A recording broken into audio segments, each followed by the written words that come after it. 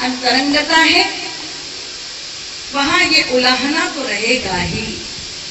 गुरु और शिष्य में लड़ाइयां भी होती हैं, प्यार भी होता है, मनोहार भी होता है, रोचना और मनाना भी होता है। खैर 1 वर्ष बीत गया, कुलानंद जी चल पड़े। वहां से चले, बहुत से नगरों में गए, पूरे गिरनार पर्वत की यात्रा की, पूरे मध्य प्रदेश की यात्रा की, समस्त भारतवर्ष की यात्रा करने के बाद अंत में उत्तराखंड आ गए। उत्तराखंड में देवप्रयाग तक पैदल, खाने को भोजन नहीं, कपड़ा एक पंचा।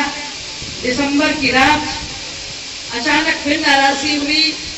कहाँ गुरुदेव फंसाया तुमने, भूख लगी है, खाऊं क्या, सर्दी लग रही है, कंबल नहीं है, कैसे रात गुजारूं। प्रश्न उसी से, किसी से मांगा नहीं। बहुत स्वाभिमानी थे महाराज श्रीमान। भीतर से आवाज आई, आसन करो, गर्मी आ जाएगी। पश्चिमोत्तान आसन शुरू कर दिया, वहीं बैठकर घर की पौड़ी पर। और इतनी तेजी से किया, ऐसे उग्रता से किया कि शरीर पसीने पसीने हो गया दिसंबर की रात में। और वहीं किसी सीट के नीचे अपना पंचा भी उतारा और ओढ़कर सो गए। चलते चलते देवप्रयाग की तरफ गए। 2.5 वर्ष देवप्रयाग की एक गुफा, सूर्य गुफा में महाराज ने तपस्या की।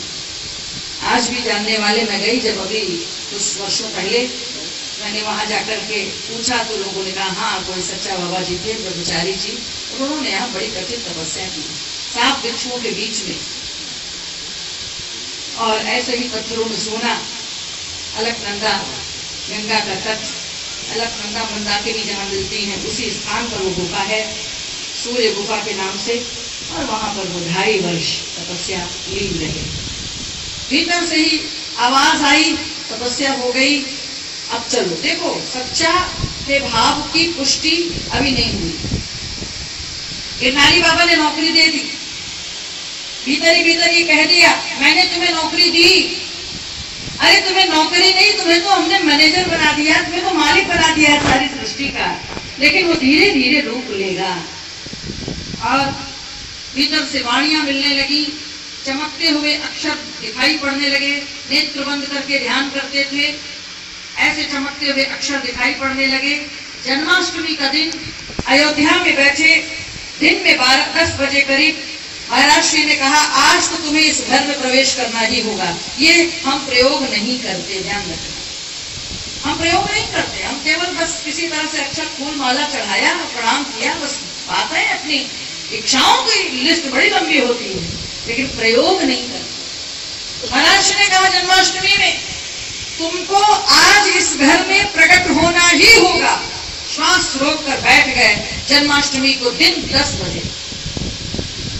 उस समय महाराज जी थे गिरनारी बाबा, सन 1942-43 की बात थी। 44 को शरीर छूटा, उसके 1 साल पहले जन्माष्टमी में बैठे। और महाराज जी बताते हैं कि 12 बजे 2 बजे तक 2 घंटे हम बैठे रहे। और ठीक 12 बजे जन्माष्टमी के दिन भीतर ऐसा प्रकाश उदित हुआ, उस प्रकाश में मानो लगा कि मैं कितना शक्तिमान हो गया हूँ कि सारी सृष्टि तो मानो मेरे अंतर्गत हो गई, मैं समस्त सृष्टि का स्वरूप हो गया हूँ। मुझे लगे कि मैं हिल जाऊंगा तो कहीं सृष्टि में प्रलय न हो जाए, इसलिए मैं बहुत अपने आप को संभालने लगा। ये शक्तिपात हुआ और इसीलिए महाराज जी का बोध हुआ।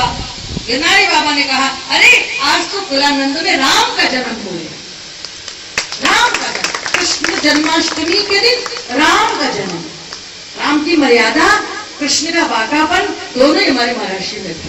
और इसीलिए तब से आज तक जन्माष्टमी में हम लोग महाराष्ट्र का बोध दिवस मनाते हैं, जन्मदिन। जन्म भी जन्माष्टमी का दिन ही था, रात 12 बजे, बोध दिवस दिन में 12 बजे। और हम लोग उतने ही दिए जलाते हैं जितने वर्ष महाराष्ट्र को सच्चा के भाव में ये अनुभूति हुई है, उसी का हम लोग जन्मदिन मनाते हैं, शरीर का जन्मदिन नहीं मनाते। और हम और आप इस होश के साथ अपने जीवन को जिए, उस गुरु के भाव में जिए। देखिए कुलानंद जी का संघर्ष धीरे धीरे मैं संक्षेप में ला रही हूं। घूमते टहलते मन के भीतर से प्रेरणा हुई कि चलो प्रयाग चलो। प्रयाग में आए, गंगा जी के तट पर एक टंडन जी का परिवार रहा करता था, जहां कभी गिरनारी बाबा रुका करते। उसी परिवार में ये गए और रहने लगे। लेकिन साधु को कभी गृहस्थ के घर में ज्यादा रहना नहीं चाहिए, क्योंकि गृहस्थ फिर अपनी कठपुतली बना लेता है।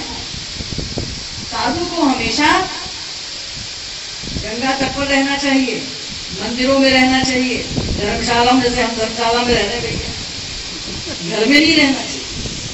घर में रहेंगे पर फिर बड़ी समस्या हो जाती है। और वही हुई हमारे कुलानंद जी, जब टंडन जी के रहने लगे, एक दिन ऐसे ही बैठे थे, उनको मन में दुख हुआ कि हम इनके परिवार में रह रहे हैं, उनकी भी कोई बहुत अच्छी स्थिति नहीं थी। तो यूं ही उन्होंने, जैसे हम व्यवहार में कह देते हैं, तो कुलानंद जी ने कह दिया टंडन जी से कि भैया हम आपके यहाँ रह रहे हैं, मुझे बड़ा संकोच हो रहा है। तो उन्होंने कहा नहीं नहीं कोई बात नहीं ब्रह्मचारी जी, आप संकोच न करें, जब तक आपका प्रारब्ध है हमारे यहाँ रोटी खाने का तब तक खाते रहिए। इतना कहना था कि स्वाभिमानी मन सच्चा बाबा का, हमारे गुरुदेव का। फिर अरे ये क्या, मेरा प्रारब्ध, मैंने तो अपना सब कुछ मिटा दिया, मुझे तो कोई जानता ही नहीं कि मेरा नाम क्या है। बहुत दिनों तक हम लोगों को ही पता नहीं चला कि इनका नाम गुलानंद था।